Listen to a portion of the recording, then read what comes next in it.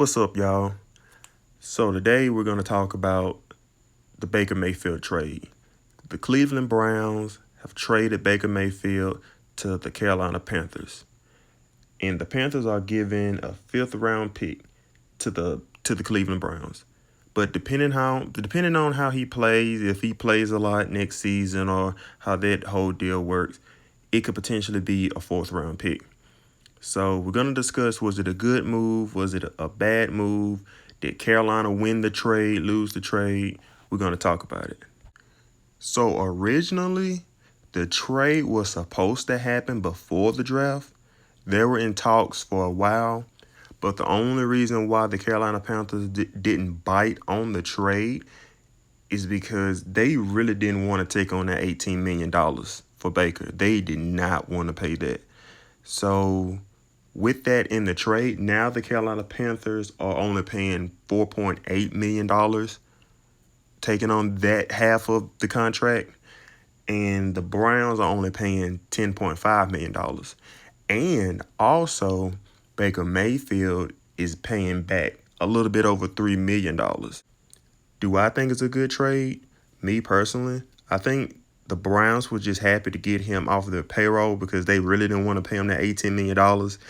And they kind of destroyed the relationship between Baker and the organization when they went behind his back to get Deshaun. So, but do I feel like he's going to be a fit in Carolina? I mean, that's to be determined because the Carolina Panthers have a decent roster offensively. They have Robbie Anderson. That's their best option other than Christian McCaffrey, but he has to stay healthy. But you have, from what we've seen Baker, what he's done with the Cleveland Browns, amazing. No other quarterback in that franchise has ever done what Baker have done. But I don't think it may not work out well with the Panthers. But I feel like it's an upgrade from the quarterback position that they have. Sam Darnold, I mean, he's okay. He really didn't make any improvements this past season. This past season, he only threw for 2,500 yards, 9 touchdowns, 13 interceptions, and his passing rating was 71.9. On the other hand, an injured Baker who played this past season, he threw for over 3,000 yards, 17 touchdowns, also 13 interceptions, and his passing rating was at 83.1. So by the numbers, he's better, but the turnover rate is still the same. Interceptions, whatever. But here's the thing. By PPF ProFootballFocus.com, the Cleveland Browns offensive line was ranked number 8 in the NFL. But the Carolina Panthers, that was ranked 31st by PFF. So I think that will maybe make a big deal. I don't know. They drafted a right tackle from North Carolina State. So they're making upgrade to the offensive line.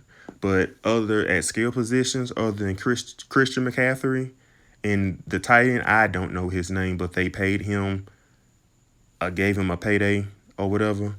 So compared to what Baker came from with the Browns, he had a great offensive line. He had two of the best duo running backs in the NFL in Nick Chubb and Kareem Hunt. I mean, I feel like you have to put pieces around Baker. Even though it didn't work out with Odell, I understand that, but you have to put pieces around Baker, maybe for him to succeed. But the only other quarterbacks on the roster is P.J. Walker. We all know who P.J. Walker is, the standout from the XFL.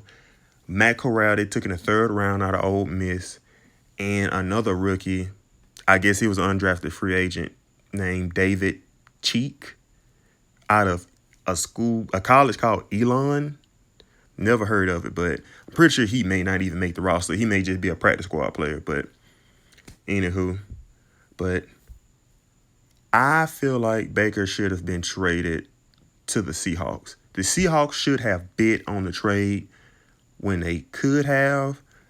I think the pieces are better fit for him in Seattle than it is the Panthers, because you have two proven receivers with the Seattle Seahawks and Tyler Lockett and DK Metcalf. The only bad thing, their offensive line isn't the best at all. Their running back situations, I mean, it's okay, but I just feel like pieces wise, they have the pieces for him to succeed a little. But me personally, I just feel like he should have just stayed with the Cleveland Browns for that one season. It may be he can only play 6-8 games. It determines on Deshaun Watson's situation, on how many games he's going to be suspended. But me personally, I feel like the Browns would have been is the only best situation for him at this point. You know the offense, you know the pieces around you. You have a good offensive line. You have the best two-headed monsters and running backs in the NFL. If nothing works, just run the ball.